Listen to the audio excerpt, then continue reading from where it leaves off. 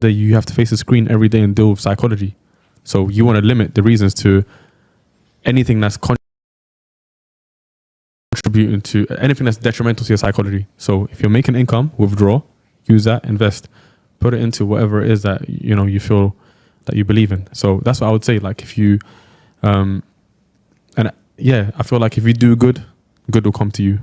And do you spend a lot of time back in your home country or in third world countries? No, the last time I went to my country, I was 13. Okay. Yeah. I was going to say, in the UK, obviously there's poverty and wealth in the UK, but it's not really real poverty in terms of people truly on the breadline like there would be in London. So therefore in the UK I felt a little bit sheltered away from it, where you do see people struggling, but not too many people are on the street in the same way, where you can get help from the government or you get welfare, or there's ways around as bad. But when you look at other countries, obviously it's atrocious. I think for me, at least, coming to Dubai, when you see the harsh realities of the other side, it does put it into perspective more than just seeing it on TV or hearing stories. And the anecdote I wanted to give, we're in a country right now where there is kind of a class divide, where you do have the Western passport holds value. Right or wrong, it does. And it's a shame. So you'll have people, for example, from my country, Pakistan, and they're majority of the working force in terms of the construction, taxi drivers, the labor. And there's no difference between me and them. The only difference is my dad moved to the UK when I was younger, or actually before I was born. So therefore I was born with a specific passport. And obviously I'm aware of that. I'm sure we're all aware of this, that we're lucky of where we were born. But it's kind of like a thing we just put in the back of our mind, and it's hard to truly feel it. But for me, it really hit me when we live in a high rise. So across on the balcony, every day I'm waking up, I'm having my coffee, and I'm pulling up the charts. And I'm looking across the balcony, and there's a construction going on of a new building, a new high rise. And, they come with like 6 buses in, and all these workers come out, and they're in, 40-degree heat working all day. And I look at them, and I know they're all Pakistani. I know they're all from the same background. And the only difference is, why am I up on the balcony, and why are they down there sweating away? There's a masjid right next door. So in the basement of our building, there's a mosque. And it's beautiful because, especially during Ramadan, all the workers would come in and would stand shoulder to shoulder with, people that were residents of the building. So you would have people literally with supercars, and then labor camp, like literally shoulder to shoulder. It's beautiful. And anywhere else that I've been in the world where you have that true integration, or it's really visible to you that, okay, the wealth divide. And at least for me, that was a really impactful thing of, I should really be grateful with what I have. And I was actually speaking to my dad about this. I was like just venting my emotions, like this feels weird. We're the same, but I was just in a different background. And he said, look, they might have the last laugh. I was like, what do you mean? Now you're chilling. Right now you're living life and struggling. And they might look up at the balcony and look at you and think, man, I wish I was in your shoes. But the reality is, life is a test, and we all go through hardship. And for certain people, test is the hardship that they're going through. For other people, test is wealth. Giving money in your life and seeing how you spend it, how you are with it, because obviously money can amplify it. You can turn into a degenerate very easily.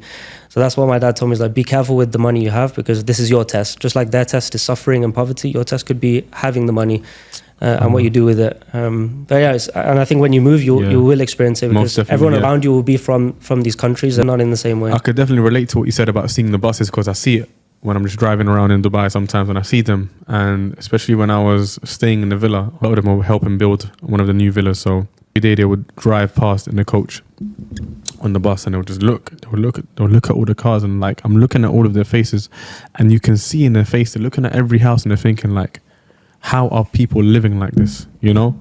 And I'm not gonna lie, bro, when it comes to those things, I'm a big softy at heart. I can't look at things like that and not try and help, but then you realize you're not Superman. If you help everyone, like, you and your family are finished. So I definitely relate with that, bro. And like I said, man, Allah says, "I'malu ala Dawud shukra wa anfiqu mimma razaqnakum." Give from that which we have blessed you with. So people think giving is actually going to decrease, bro. Sorry to get all spiritual, but every single time I go to Umrah and I make dua for Allah to bless me with whatever it may be, I get it tenfold minimum. Like I prayed for 100K. Prayed for this, prayed for this, prayed for this, prayed for, what I'm trying to say, bro. So people, you don't realize like the impact, the impact of giving. I'm not gonna sit here and say, but like, bro, just give and watch what happens. I can see just from yourself the way you speak, and I've seen some of your videos. I can tell you're a very knowledgeable person. You study your religion, and you're very intentional with everything you do. But obviously, there's like this stereotype that somebody that is on their deen and very religious orientated, they can't be focusing on the dunya. They can't be focusing on money. You know, there's almost like you pick your path. Do you want to be the world, or do you want to be the hereafter? But I can actually see you're actually trying to navigate both. What's your view on that in terms of maybe even people like judge you of from those circles of, you know, he's too focused on money, but you're actually balancing, it looks like. Yeah, as in like, I feel like people would always think that until they could look at what I do with it. You know, like so people are always going to talk, bro. People always have something to say. Whether you're a scholar, whether you're like, there's not one single successful person that has no controversy. You bring Gandhi, people say it's too peaceful. You know, everyone's always going to have something to say. So when it comes to deen, dunya, worldly, afterlife, you know, we're told to enjoy. We're told to enjoy what we are blessed with in the dunya, as long as it doesn't enter our heart, and as long as we don't have feelings for it, and as long as it doesn't affect our ultimate relationship, and it doesn't affect our ultimate purpose in this life, you know. So for me, it's about having a balance. It's about having a balance and understanding that people forget that earning a living is actually an act of worship. It's an act of ibadah in the religion. So you may be earning a living. Your living might be 100K. Your living might be $1 million. Your living might be £500. Just because someone's earnings are different to yours, don't now point fingers at them and say, oh, why is this guy so indulgent in the world, this, that, and the other. You are at your job every single day making money. The same way I am at my job every day and I'm making money. The levels might be different, but once upon a time, I was just like you. So why are you now saying, why are you, you know, letting the world affect you type of thing? So Allah also says in the Quran, وَلَا تَنْسَى نَصِيبَكُم مِّنَ الدُّنْيا. God mentions in the Quran, don't forget your portion of the dunya. Don't forget your portion of the world. It's in the Quran. Go look at it. Obviously now there are differences of opinions of some, like sheikhs, big scholars have differences of opinions on what this actually means. I think it's Imam Qurtubi. He says that وَلَا تَنْسَى نَصِيبَكُم مِّنَ الدُّنْيا. Don't forget your portion of this life. He says the portion in this scenario here means just the white shroud that you get wrapped up in when you're buried. Don't forget that. Okay. So it just depends, you know. But I feel like if you know what you've been blessed with, and you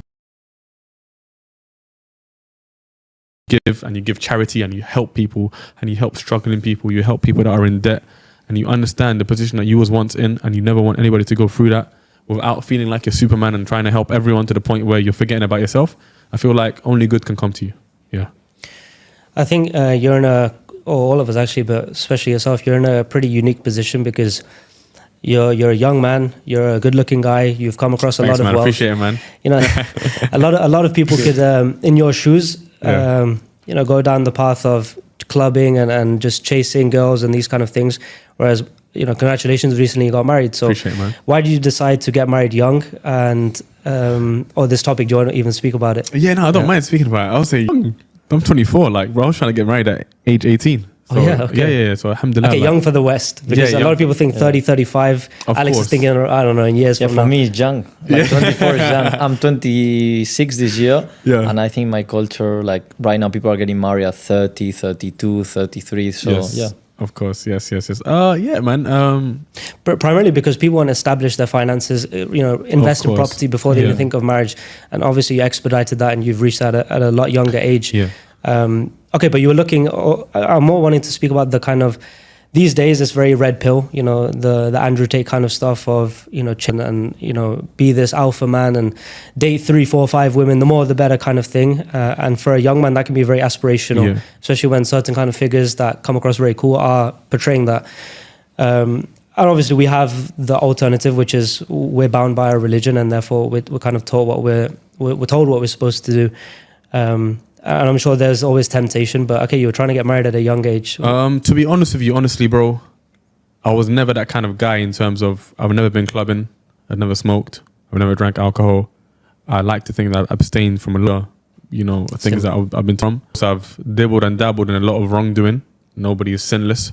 But at the end of the day, you know, if you sincerely repent, you can only hope that Allah has forgiven your repentance. But I feel like because I abstained from these things, I was always tunnel vision. I always knew what I wanted. I always knew I wanted to achieve success. And I can kind of see, they say that, I'm not saying I'm a wise man, but they say that the wise man learns from other people's mistakes. So I used to observe friends that are living that kind of life. And I say to myself, the life is just on a loop. You're living the same life every day, weekend to weekend to weekend. I said, that's boring, man. That is not cool. I don't know who said this is cool. Maybe the music videos they're watching, etc. And at the time, I was heavily influenced by music. I wasn't dumb enough to listen to a lyric and do that just because that lyric said that. Whereas there are people that are actually stupid enough to do that, you know? So with the whole mindset behind trying to be focused, they say, you know, a man with a good woman is only going to unlock new heights. And that's not the main reason I got married. I've been wanting to get married since I was 18 to this same particular individual that I'm married now, you know? Okay. So it's more of a thing of I was on a certain path and I had to be ready, not only financially, but mentally. I still had to grow up. I had to realize what it takes. And to answer your point about the whole red pill situation, I feel like, not to get all preachy, but this is who I am. I'm unapologetic for it. But I like to relate to my faith when it comes to a lot of things as a evidence or as a place I can something I can lean on, you know. Like, we forget that we have the best example, the Prophet sallallahu alaihi wasallam. He was the best to his wives. He was good when it came to the people, you know. These people of those times were businessmen. They had businesses. They were very successful. Like when it comes to just the overall man you should aspire to become, you should be that man and nobody else. Yep. You know. So for me being a person of my faith, I can't say that's for everybody, but yeah, so that's the example I try and take. Do I take everything? No, I don't. Of course. Would I love to? Of course I will. I'm trying. Some things I'm just not at that level yet. I'm trying to aspire, like little things, you know, just trying to just better myself every single day. So I feel like when it comes to being the ideal man in this world, of course, Andrew Tate, amazing guy, he's done a lot of good things. Obviously, he had a lot of controversy around himself as well, but you can't knock him for the good that he's doing as well. Obviously, now he's Muslim as well and stuff. So I feel like, me personally, I don't really indulge in those kind of videos too much anyways, because I feel like as much as he's helped a lot of people and as much as a lot of people are indulging in this kind of content, people take it the wrong way now. People take it out of extreme, where people that are indulging in this content are usually people that aren't sure of themselves. They feel like they need to be given a guideline on how to become, when you don't realize this guideline of how to become the ultimate man was given to you years and years and years and years and years ago. It's the idea of people they lack real role models. And when you get someone popping up off the internet who's in shape, who's a fighter, who's wealthy, obviously it's very easily to aspire to be like that. But the reality is, young, impressionable men, and they don't know what they want. And I think the core message is very true, and it's actually a lot of good in it. Yes. But also, I do find at times very contradictory, where you're kind of told, be disciplined and focus on yourself, focus on growing, focus on the pillars, you know, fill your buckets, where it be spirituality, mental health, your physique, and so forth. But then you also kind of have a portion of hedonism in there, which is, then be a top G and kind of chase women and this kind of stuff. But the reality is, it's going to deteriorate. To be fair though, in his defense, I haven't heard him say that since he's become Muslim. Since his revert, I'm sure that his rhetoric will change. Get it, so. But I'm more speaking about not him specifically. It's more like the ripple effect of his message. You're getting a lot of people popping up and trying to replicate that kind of methodology. But as you said, the framework of religion, I believe, is better than a man-made kind of ideal, because there's going to be a lot of things that just don't always line up, where if you're now trying to balance 4 girls, how are you going to have time to be disciplined and do your own thing? Also, and by and large, the advice doesn't apply to everyone, where if you're a 17-year-old young guy who's just starting out, you probably shouldn't be thinking about how to get 4 girls kind of stuff. But maybe if you're in your 40s and you've achieved something, I don't know, different thing. Yeah, I wouldn't recommend that anyway. But what I would say is, once you know your purpose, once you know what you want from life, if you just want to achieve a ridiculous amount of success, be loving to your wife, have a family, have kids, and just focus on longevity in terms of, just really focusing on like creating a generation if that makes sense. Like, don't. I feel like it's very small-minded to just want to. For people that I feel like it's very small-minded to just want to hop from female to female to female to female, even if you're in your 40s and you're some sort of sugar daddy or whatever you might be. Like, I feel like even for them, they might feel empty, man. Most definitely they feel empty, because it's like you're chasing this enjoyment. You have all the money in the world. Why are you hopping from female to female? You know? So I'm not Muslim, I'm Spanish, but just but just by listening to you, We'll get him. Hey, Ali Khan. But just by listening to you, can at least understand that you're a proper halal person. No, I'm not. Okay, so everyone tries to be. We can say that. Okay, you try to be a halal if person. I wrote down my wrongs, brother, you will run away. Yeah. But, so no, but what I mean about this is, on my understanding, not gonna be the correct one because I'm not halal and the haram. So you've not been the person that has been with 4 girls, partying, this, that. I haven't been partying. I haven't been doing things, but I've done a lot of wrong in my life. Yeah. Okay. So on that side, on my perspective is then, how do you think just having one woman and being married now and having that sort of not chasing other women has helped you in your journey, as you've been pretty successful on this short period of time? I want to say short period. When I mean short periods, because I know for you or for us it's very long, because we've been also 7 years. Probably for you it's also a lot. Yeah. But when you speak with a 50-year-old person that's been grinding his whole life, yes, they're going to be thinking we're delusional, thinking that on our 24th we should be on the end. So that's what I mean about short. Most definitely. Okay. So you're asking how has being married kind of affected me and just being with? Yeah, basically just focusing on one woman and then on your. I feel like. Obviously, I feel like I can't really speak on this too much because I'm not experienced.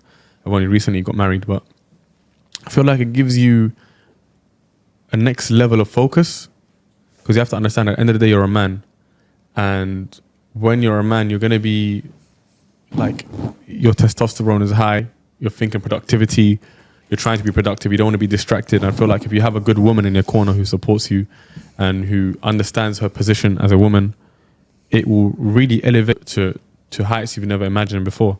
You know, just being married for a short time, I can already see the difference in myself, in how I think, in my mental clarity, in just being a bit more mature. Although I was always mature for my age, but I feel like it's made me more mature to understand, okay, I've got a responsibility on me. I've got, I have to provide. I have this person I need to take care of. So yeah, like having one woman in your corner is amazing, to be honest. I would recommend it for anybody that's thinking, and I wouldn't say to let age. Just if you're financially able and you're physically able, I would recommend anyone to go and get married. It's affected me in a positive way. Put it that way, very positive way. How do you feel then for the moving years? Because we spoke about relationship, this and that. How do you feel it's gonna? Or what's your purpose over the next years? Do you feel is family oriented plus business? Do you gonna focus more on have that passive income when it comes into business to be fully focused on family? What's gonna be your balance? Yes, that's exactly what it is. And I made a post on my Instagram in 2019. I had a Q&A. Somebody asked me, where do you see yourself in 5 years' time? I said, in 5 years' time, I see myself in Dubai, married, making X a month so I can focus on my family. Like, my dreams have always been to, sorry to get into it again, my dreams have always been to just live my life, have my supercar, have my wife, have my kids, pray my 5 salahs in the masjid, and just dedicate my life to the Quran. That's been my dream, and it still is my dream till this day. And I feel like, yeah, that's definitely my focus. That's the route I'm trying to take. That's the route that I will take. Nothing's changed. And yeah, most definitely the passive income is something that I'm after, so that I can give my family my full focus. When I start having children, inshallah, give them my full focus, be that role model of a father, be their best friend, be someone that they look up to, and understand that that's also going to unlock a new level of responsibility. Getting married is one thing, but then when you have children, it's like, okay, I need to be that guy, because children will just copy whatever you do. And if you're now not the best influence and your children start copying you, them, you're now being a hypocrite, you know? So it's just about working on yourself to be that man that can have a positive impact on anybody in your life. and that's the road I'm trying to take now. Yeah. Great. I wanted to ask, maybe just to end off, because people know I'm a Muslim, just from the name or just maybe certain stuff I post, is one of the number one DMs I get, which is the permissibility, is trading allowed, this kind of stuff. And I'm not learned enough to give it proper advice, and neither I want to kind of have it on my shoulders. I guess you're the same too. But for people that do have this curiosity or this debate, internal conflict, what kind of reply do you give to these people? So the reply I give to them is, obviously at Yarimi University we have an Islamic highlight section on our page where we post like fatwa, and we post rulings, not from ourselves but from scholars, and we post it there. So if anyone has any question, we say, look, check that out, and you make your own decision after you've looked at it based on the research that we've done and we've provided. Because at the end of the day, difference of opinion, and with the differences of opinion, it's about some of them, it's about like the hand-in-hand exchange. You have to sell and buy hand to hand. But in this day and age now, where the world is evolving, how can I buy some bananas from Sainsbury's at self-checkout if nobody's giving me, if nobody's exchanging hand by hand? So we post. We have like a Sheikh called Sheikh Ali Muhyiddin al-Qurra. He teaches in the King Abdulaziz University in Jeddah. This is a university that a lot of people go to become students of knowledge. They learn from scholars there. So he's a very, very credible scholar. We have Ustad Rahman Hassan, who spoke about the permissibility of Forex. And we've got like a bunch of certificates and whatnot, and fatwa and stamps of approval. And obviously, if you're trading under Islamic account, the main thing for them is like leverage. And obviously, in the fatwa that we posted, the Sheikh actually speaks about the permissibility of leverage trading in Forex. So I say, don't listen to me. Go read the fatwa and take that fatwa. It's in Arabic. Go take it to your local imam and let him translate it for you. And if you feel like it sits well in your heart, if it doesn't, and you still, because at the end of the day, if you doubt something, you should leave off it. You know, the Prophet ﷺ said, he said, إنما الحلال بين وإنما الحرام بين وبينهما أمور مشتبهات. Halal is clear, haram is clear, and between them are doubtful matters, and you should leave off doubtful matters. So if your heart is in a place where you've done your research and you're content, go for it. If it isn't, and you still feel a certain way, don't go for it. That's what I tell people. Like, I'm not here to sell you. It's up to you. Okay, so just to end off, I would like to hear your advice then for someone who goes through this research, decides it's not for them, or they have doubts and decide another route. A guy, early 20s, who has a similar craving that we all did when we were younger, of the not trodden path, more entrepreneurial, but they don't want to get into trading. What kind of skills or advice do you say, this is your best bet? At your age, get into this. I would say learn how to edit videos, pick up a camera, learn how to utilize a camera, understand algorithms, maybe start a digital marketing brand,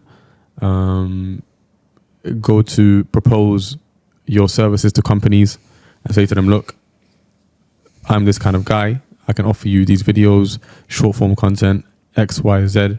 However much this person is charging you, I'll charge you 30% less. Okay. You know, and just, that's one thing I'll say. If you're, to be honest, is whatever you have a passion for, you know, if you have a clothing line that you've always wanted to start it. You've got Amazon, you can start that. Airbnb, the list goes on, man. There's the way it's endless. Like the ways to make money are endless. It's just about people to literally stop after 1 month. Yeah, like they don't give the time. Man. Probably sales also is a big one, because all our life is about selling ourselves.